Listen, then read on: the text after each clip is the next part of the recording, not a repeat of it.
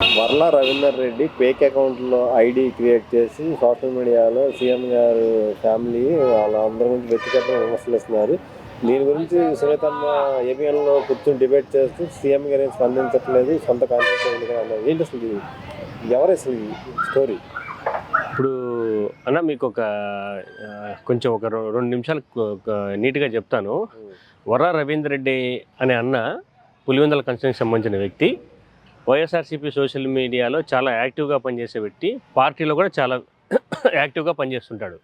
ఈ వర్ర రవీందర్ రెడ్డి అనే అన్న అకౌంట్లో ఏదో ఇష్టం వచ్చినట్లు సునీతమ్మ గారి మీద, షర్మిలమ్మ గారి మీద, విజయమ్మ గారి మీద ఇష్టం వచ్చినట్టు మాట్లాడుతున్నారని చెప్పి ఏబిఎన్ ఛానల్లో కూర్చొని సునీతమ్మ ఏబిఎన్ వెంకటకృష్ణ గారితో ఒక డిబేట్లో పాల్గొని చాలా చర్చ జరిగింది దీని మీద.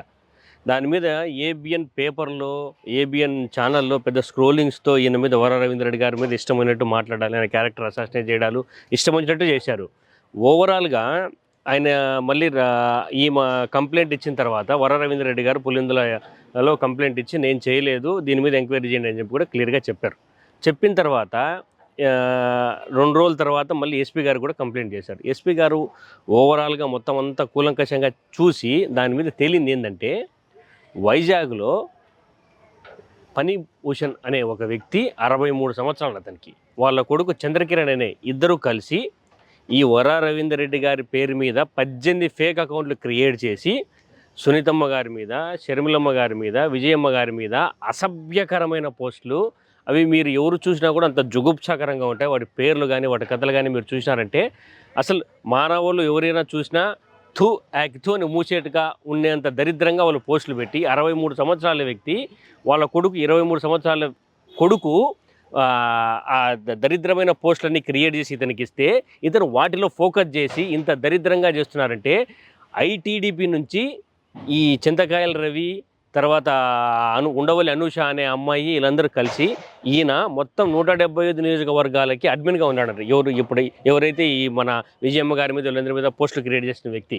ఇంకో విషయం ఏంటంటే, రీసెంట్గా నిన్న రవీందర్ రెడ్డి అని కూడా చెప్పింది ఏంటంటే, ఈయన గురించిన ఇన్ఫర్మేషన్, ఈయన పాప ఫోటోలు, వీళ్ళ మిస్సెస్ ఫోటోలు, ఈయన ఫోటోలు బీటెక్ రవి, పులివెందుల్లో బీటెక్ రవి అని వ్యక్తుంటాడు. ఆ బీటెక్ రవి వీళ్ళకి చేరవేసి వీళ్ళ ఫోటోలు వీళ్ళన్నీ పెట్టి వీళ్ళ క్యారెక్టర్ అసాసినేషన్ చేసి అంత దరిద్రంగా బతుకుతున్నారు.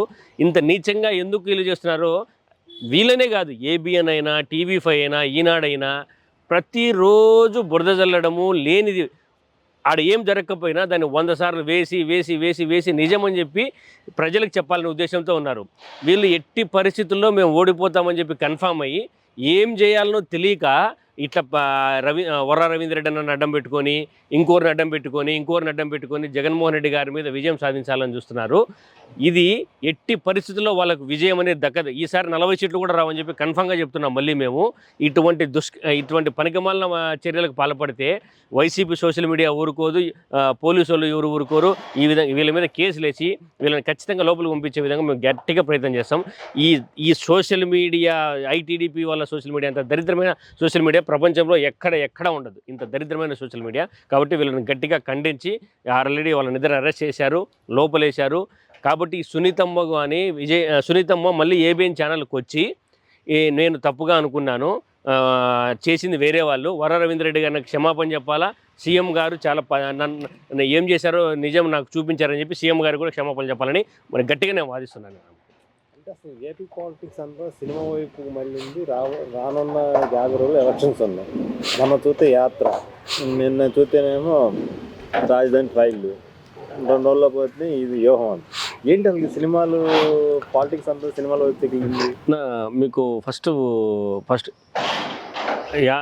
యాత్ర 1 తీశారు మహి రాఘవ్ గారు. యాత్ర 1 తీసిన తర్వాత పులిని చూసి నక్క వాత పెట్టుకుంటుంది అన్నట్లు మేము వైసీపీ వాళ్ళు ఏం చేస్తే వాళ్ళు మేమేదో చేయాలని చెప్పి వాళ్ళు వస్తారు. వాళ్ళు ఏం చేశారు, యుగ పురుషుడు అదేదో తీశారు.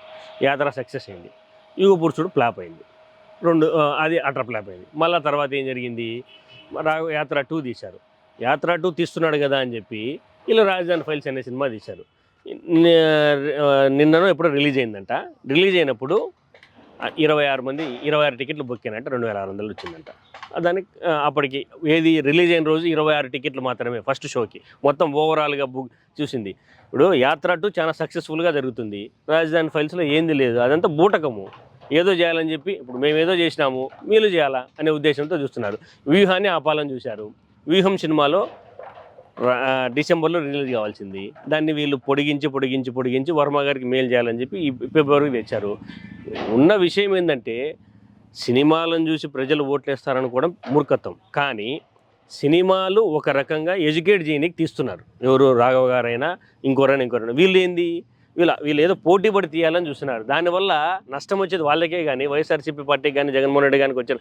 ఒకవేళ పోనీ ఈ యాత్ర వల్లనో వ్యూహం వల్లనో శపథం వల్లనో జగన్మోహన్ రెడ్డి గారి ఓట్లు పడతాయి అనుకోవడం కూడా మూర్ఖత్వమే. అదేంది జస్ట్ వాళ్ళు ఎడ్యుకేట్ చేస్తున్నారు. జగన్మోహన్ రెడ్డి గారు చేశారు అంతే తప్ప వీళ్ళు లేనిది ఉన్నట్లు ఉన్నది లేనట్టు కల్పించి చూడడం వల్ల సినిమాలు అనేది రాజకీయాల మీద ప్రభావం చూపివు. సినిమాలు అనేది సినిమా పరంగా చూస్తారు, నిజం ఉంటే తీసుకుంటారు, అబద్ధం ఉంటే పక్కనేస్తారు. అది అంతే తప్ప ఈ సినిమాల చుట్టూ రాజకీయాలు అనేది ఏం లేదు, అదంతా ఏమీ లేదు. నిన్న జగన్మోహన్ రెడ్డి గారు వాలంటీర్లు 100 మంది కార్యక్రమాల్లో మనం ఇంకా సిద్ధంగా ఉండాలి, ఎలక్షన్ 50 రోజులు ఉన్నాయి, మనం అందరూ షర్ట్లన్నీ మడత పెట్టి వర్క్ చేయాలంటే దాని కౌంటర్గా చంద్రబాబు నాయుడు కుర్చీ మడత పెట్టని వ్యాఖ్యలు చేస్తున్నారు. ఏంటి అసలు ఆ వయసులో ఇప్పుడు జగన్మోహన్ రెడ్డి గారు పద్ధతిగా నేను పలాని మంచి చేశాను, నా వల్ల మీకు మంచి జరిగిందంటేనే ఏ ఇండ్లైనా నాకు ఓటేయండి, మీరే నాకు సైనికులుగా ఉండి క్యాంపెయిన్ చేయండి అని చెప్పి క్లియర్ కట్గా జగన్మోహన్ రెడ్డి గారు చెప్పి ఎలక్షన్లు దగ్గరలో ఉన్నాయి, ప్రతి కార్యకర్త ప్రతి నాయకుడు అందరూ షర్ట్లు ఇది స్లీవ్స్ మడతబెట్టి మనం ముందుకెళ్ళి పని చేయమని చెప్పి చెప్తున్నాడు. సరే, ఆయన ఏం చెప్పాలా? 73 సంవత్సరాల వయసు వచ్చింది, కొంచెమన్నా ఇంగిత జ్ఞానం బుద్ధి ఏదన్నా ఉండాలి కదా ఆయనకి ఏమి లేవు. ఆయనకు మతి భ్రమించిపోయి కుర్చీలు మడత పెడతారంట. కుర్చీలు మడత పెట్టి ఏందా కొట్టమని చెప్తున్నావు అందరినీ? నువ్వు ఏదన్నా ఈ సంస్కృతి ఈ సాంప్రదాయం నువ్వు ఈ మొదటి నుంచి నీకు అలవాటే. విధ్వంసాలు చేయాలా, అందరినీ ఇష్టమైనట్టు రెచ్చగొట్టాలా. మొన్న కూడా పోలీసులను కొట్టించిన కార్యకర్తలు రెచ్చగొట్టే పొంగనూరులో అంగళ్ళ దగ్గర. కుర్చీలు మడతబెట్టి అనే మాట నువ్వు మాట్లాడచ్చా? నీ వయసుకు నీకు ఏమైనా కొంచెమన్నా ఇంగిత జ్ఞానం బుద్ధి ఉందా? నువ్వు అట్లా మాట్లాడచ్చా? కుర్చీ మడత పెట్టమని చెప్పి చెప్తావు, కుర్చీ మడత పెట్టి కొట్టమని చెప్తావు నువ్వు అందరినీ. ఏమన్నా బుద్ధుండే నీకు కొంచెమన్నా కనీసము? ఇట్లా మాటలు మాట్లాడదని చంద్రబాబు నాయుడు గారు. మీ వయసుకు కానీ మీకు కానీ తగదు. ఆల్రెడీ మీ కొడుకు నేను మూర్ఖుని, నేను వస్తే అది చేస్తా ఇది చేస్తా అని చెప్పి ఆల్రెడీ ఆయన వార్నింగ్లు ఇస్తున్నాడు. నువ్వు కుర్చీలు మడత పెట్టని చెప్పి నువ్వు వార్నింగ్లు ఇస్తున్నావు. ఇలాంటివన్నీ మీరు మానుకొని ఏదైనా ఉంటే ప్రజలకు ఏం చేస్తాము, ఈ మంచి చేస్తాము అని చెప్పండి. ఇప్పుడు జగన్మోహన్ రెడ్డి గారు నేను ఈ డీబీటీ ద్వారా 2,52,000 కోట్లు ఇచ్చాను, నాన్ డీబీటీ ద్వారా 1,60,000 కోట్లు ఇచ్చాము, మొత్తం కలిపి 3,50,000 కోట్లు ఇచ్చాము మేము. ఇది ఓవరాల్గా చూపిస్తున్నాడు. ఇప్పుడు నెక్స్ట్ ఎవరు వచ్చినా కూడా టచ్ చేయలేని స్కీములు, దానివల్ల 52,000 కోట్లు ఖర్చు అవుతుంది. మీరు ఇన్ని అబద్ధపు హామీలు ఇస్తున్నారు, 72,000 కోట్ల హామీలు ఇస్తున్నారు, మొత్తం కలిపి 1,25,000 కోట్ల బడ్జెట్ అవుతుంది. దాన్ని మీరు ఎట్లా హామీలు అమలు చేస్తారు? చేయలేరు, అబద్ధాలు చెప్పకండి, మోసపోకండి అని చెప్పి ప్రజలకు క్లియర్గా వివరిస్తున్నారు. నేను ఈ పథకాలు పెట్టినాను, నేను ఇదంతా చేశాను. ఆయన చేశాడు, నా మేనిఫెస్టో చూపించి నేను ఓట్లు అడుగుతున్నారు. మీరు మీ మేనిఫెస్టో చూపించి ఓట్లు అడగని చెప్పి క్లియర్గా అడుగుతున్నారు. కాబట్టి చంద్రబాబు నాయుడు చేసేది లేదు, ఆయన చెప్పింది ఎప్పుడు చేయడు. ఓట్ల కోసం ఎన్ని అబద్ధ హామీలైనా ఇస్తాడు. ప్రజల్ని దయచేసి మేము కోరుకునేది ఏమంటే, మీరు విఘ్నతతో ఆలోచించి జగన్మోహన్ రెడ్డి గారు చెప్పింది చేస్తారు. పిల్లలకు మంచి చేస్తున్నాడు, పోర్ట్లు కడుతున్నాడు, ఫిషింగ్ హార్బర్లు కడుతున్నాడు, ఐటీ హబ్బు తెచ్చాడు, నంద్యాలలో పవర్ ప్రాజెక్టులు మొత్తం అన్నీ కడుతున్నారు.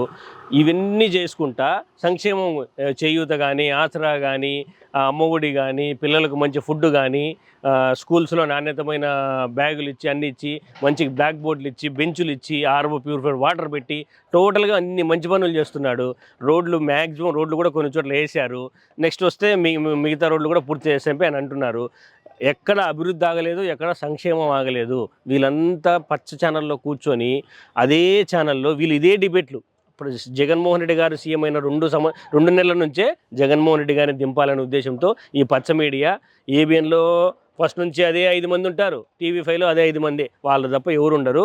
వాళ్ళు ఏదో ప్రజలకు అబద్ధాలు చెప్పాలని చూస్తున్నారు. ప్రజలు ఎవరు నమ్మకని చెప్పి మనస్ఫూర్తిగా కోరుకుంటూ మళ్ళీ జగన్మోహన్ రెడ్డి గారిని సీఎం కావాలని కోరుకుంటున్నాం. ఈ రాష్ట్ర ఇప్పుడు పేపర్లతోనూ టీవీలతోనూ ఇన్ఫ్లుయెన్స్ అయ్యి ఓట్లేసే కాలం ఇది అసలు. అదే వాళ్ళు 95, 2004 ఆ టైంలో సోషల్ మీడియా లేదు కాబట్టి ఈ పచ్చ మీడియా ఏం చెప్పింది అది. ఈ పచ్చ మీడియా ఈనాడు కానీ ఏబిఎన్ కానీ ఆ ఛానల్లో చూపించిందే రైట్ అనుకొని ఈ మమ్మల్ని నమ్ముతారు.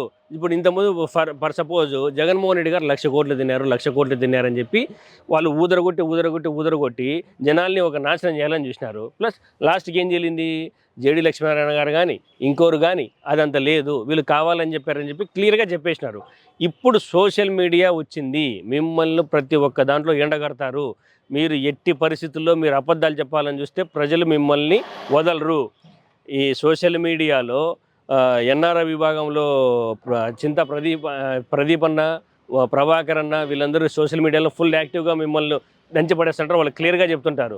నెక్స్ట్ ఇక్కడ కూడా వర రవీంద్ర రెడ్డి అన్న, ఇట్లా ఇంటూరు రవికిరణ్ వీళ్ళంతా ఎంతమంది ఉన్నారు, వీళ్ళందరూ కలిసి కూడా మీరు చేసే మోసాలు మీరు చేసే కథల్ని క్లియర్ కట్గా ఓపెన్గా మిమ్మల్ని ఎండగడతారు. మిమ్మల్ని ప్రజలు నమ్మే స్థితిలో లేదు.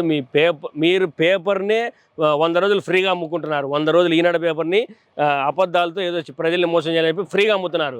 మిమ్మల్ని ఎవరన్నా నమ్ముతారు? ఫ్రీగా ఎందుకు ఇవ్వాలా అంటే మీరు అబద్ధాలని వండి వార్చి వాళ్ళకి ఏదో చేయాలని చెప్పి ఫ్రీగా ఇస్తున్నారు. కాబట్టి ప్రజలు మిమ్మల్ని నమ్మరు. సోషల్ మీడియా చాలా బలంగా ఉంది. ప్రతి ఒక్క మాట ప్రతి ఒక్కటి తూటా రూపంలో మీకు ఏకు మేకై మేము ఎట్టి పరిస్థితుల్లో మళ్ళీ జగన్మోహన్ రెడ్డి గారిని సీఎం చేసుకునే దానికి మేము సిద్ధంగా ఉన్నాం.